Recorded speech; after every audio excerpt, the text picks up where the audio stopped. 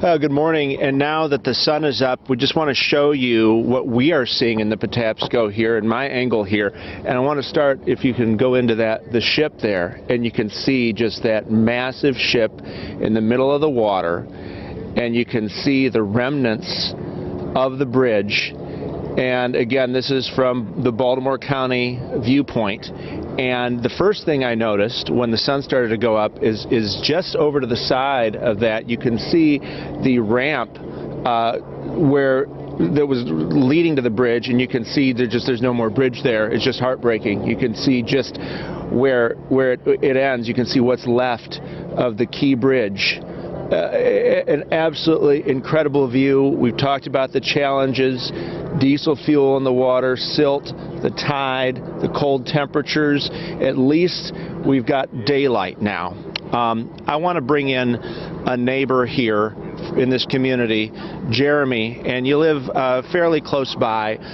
Tell me, what did you see and hear? Again, this is around 1:30 this morning. Were you sleeping? Did it wake you up? I was sleeping, and then it kind of sounded like we have a lot of airplanes that go across, so it sounded like that at first, and then we felt the vibration, and then it was just like a really vigorous vibration.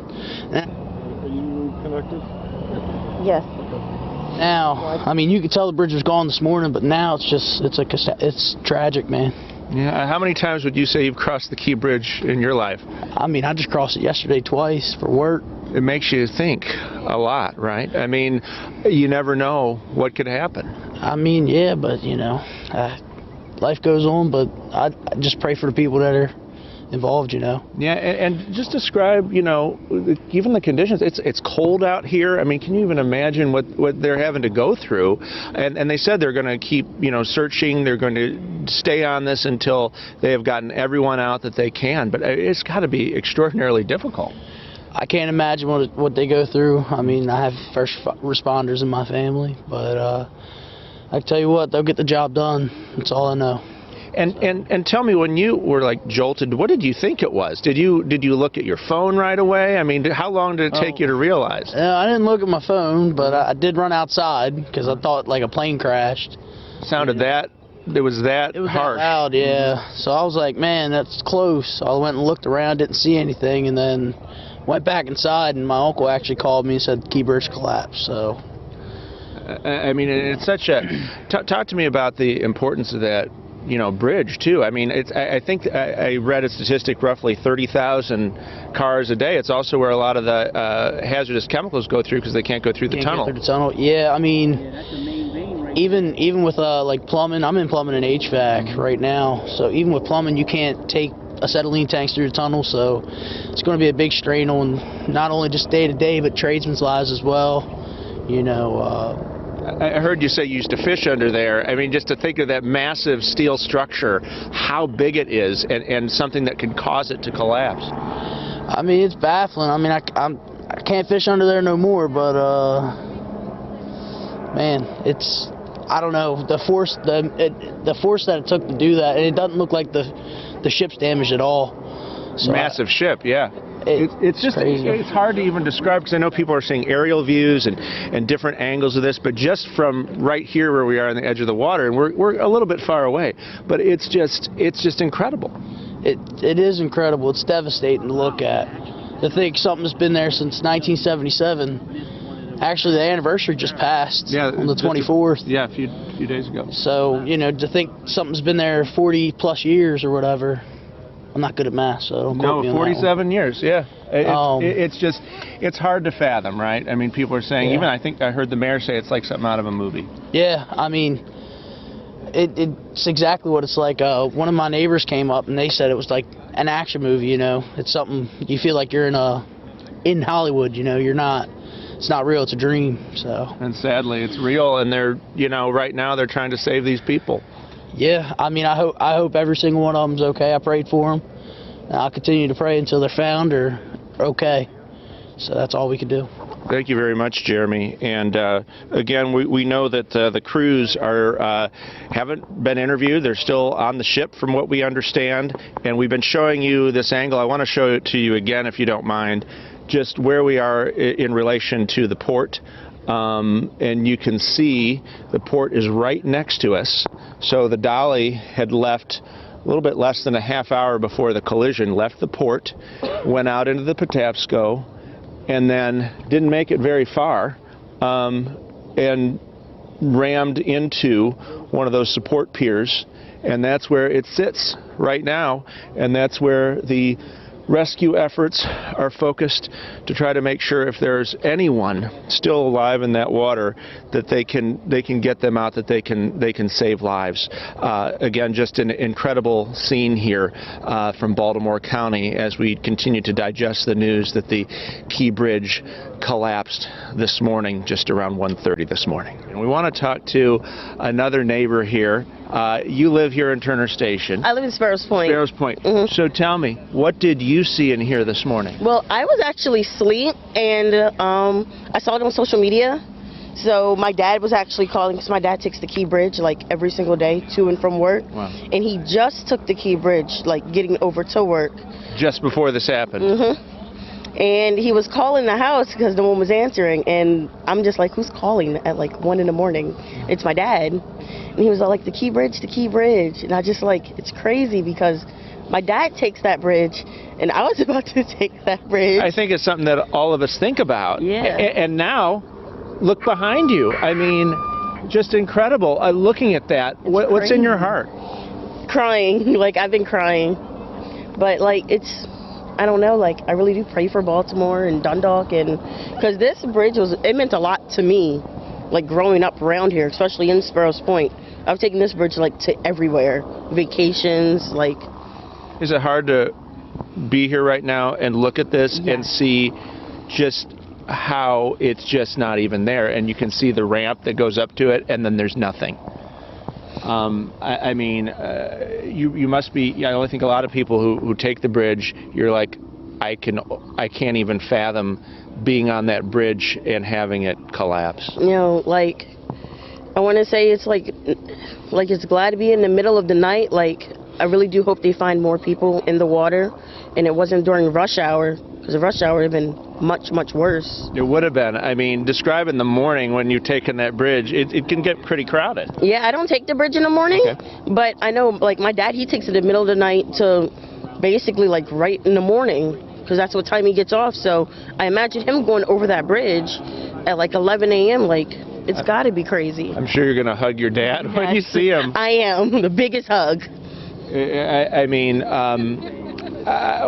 what do you think about just what are some questions that you have? You think it's important? I know that the focus right now is on the search and rescue, but it's important to find out how this could even happen. I mean, we've seen ships, going under the bridge, but you never think about this. I never even thought about, like, a ship actually hitting the bridge, because even just, like, standing here looking at it, like, ships go under the bridge all the time.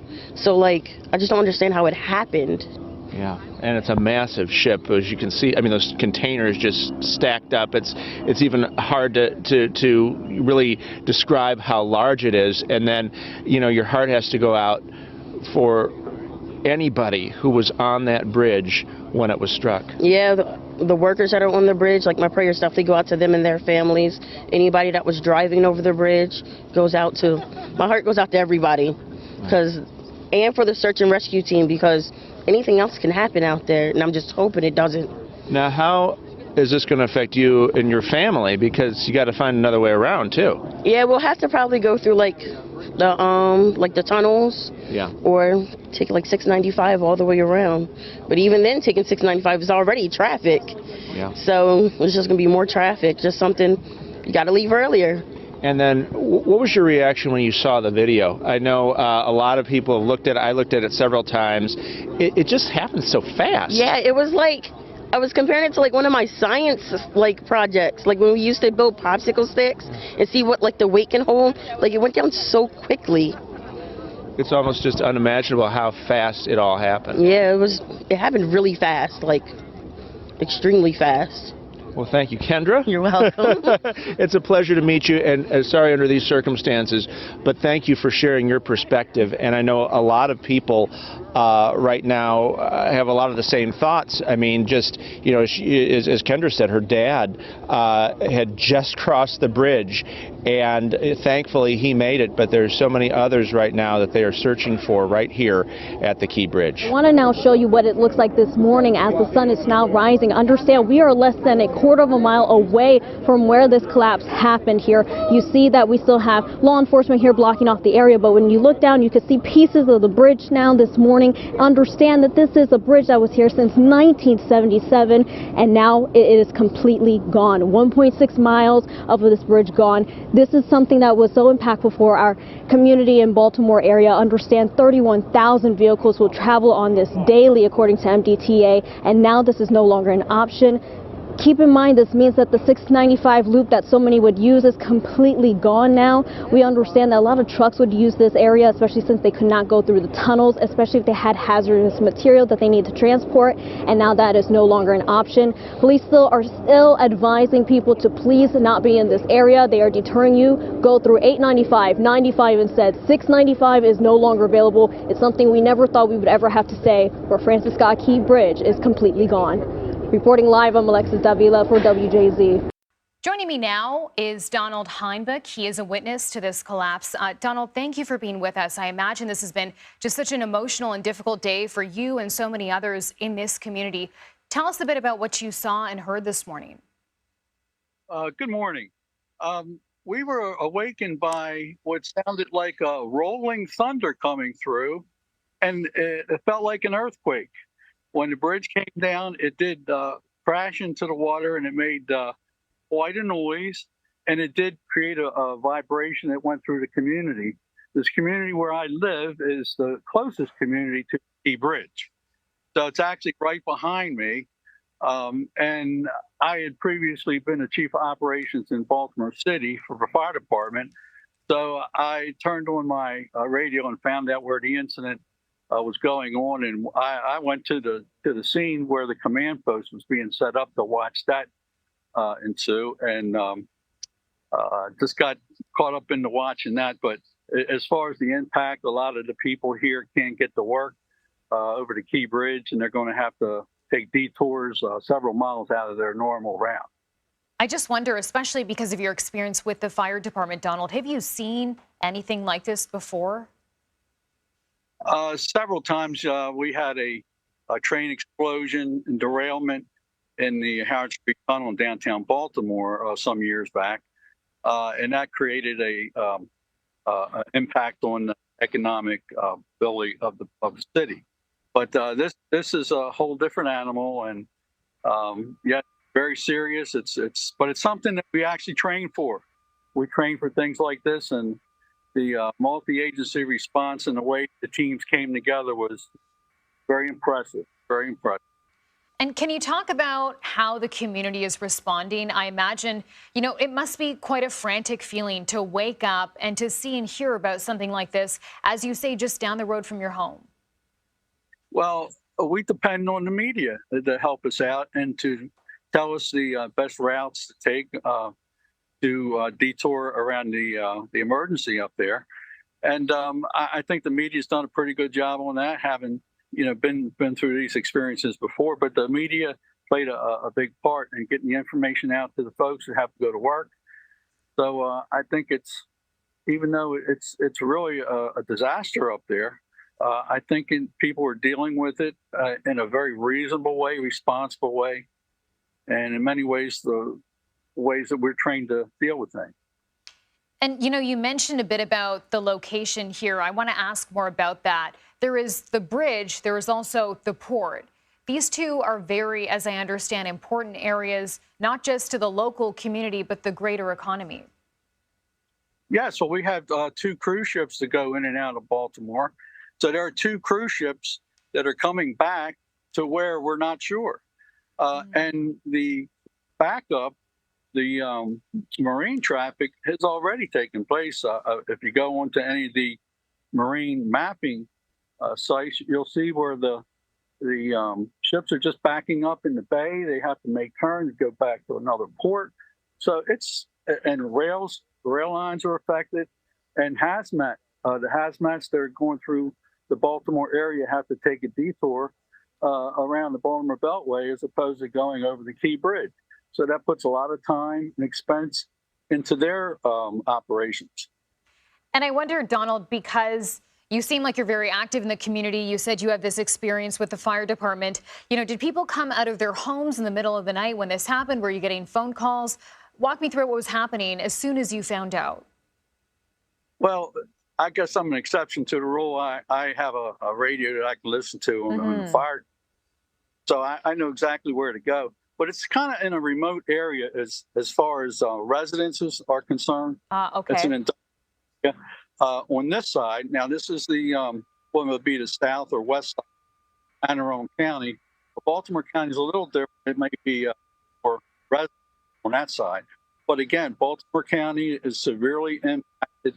The Old Sparrows Point area has been really developed with a lot of industry. So all those workers, many of them are affected adversely with their travel in the morning or in the afternoon. I just wonder. Yeah, tremendous impact. Yeah. Donald, I just wonder before we let you go, how you feel looking at this happen. I mean, miles away, you look at these dramatic images and it is just so shocking to your core. How does it feel to just be so close to something like this? Well, again, I have a different perspective. I look at it from someone who's been trained to deal with it, and I was impressed with the response and the way people came together. And I look at things like the media. Again, the media has been doing a great job in keeping us informed. So as much as we can do to mitigate the problems associated with the incident, I think we're doing okay. But again, the investigation has to go forward to find out what happened and how we can prevent situations like this from occurring again. It's just, we just can't have these things happen. Absolutely. Donald, thank you so much for sharing your time with us. So joining us now on the phone with more on this story is Baltimore Mayor Brandon Scott. Thanks so much for being with us, Mr. Mayor. I imagine this must be an incredibly difficult morning for you, for your entire community. First of all, how are you? Well, I'm as good as can be. This is not about me. It's about those families that are directly impacted in the community that is having an unspeakable tragedy unfold right before their eyes. Yeah, there's a lot going on. Let's start with the latest on the ground. Any updates on the number of people rescued there? No, same number, still 2, and we're still looking for those 7 individuals, and that's what the focus is for us. So this is an active search and rescue that we're going to continue. We are first and mainly concerned about those souls that we know that are in the water, and everything else is secondary to that. Okay, and can you speak a bit about the impact on the community this morning and your role in all of this? We understand there are multiple agencies working in tandem on this search and rescue effort. Yeah, listen, this is not just a City of Baltimore effort. I just was on site. Our governor came on site to the search and rescue. Everybody is working together. City, state, federal folks, local folks, county folks are here supporting. My good friend and colleague, County Executive Shesky, has been with us. Everybody's working together to try to save lives because that's what matters right now. Okay, and we are just getting some new information this hour, Mayor, about what officials believe may have happened. The boat, the ship that is, lost propulsion before this bridge collapsed. Can you confirm this? Do you have any additional details around this? I cannot confirm. All of that is still it's a part of the open investigation. There will be the time for us to go through and dissect every single moment and put that timeline together. But right now, our focus is on the search and rescue and saving lives. We're happy that the individuals on the vessel seem to be okay, but there are folks in that water that we need to find.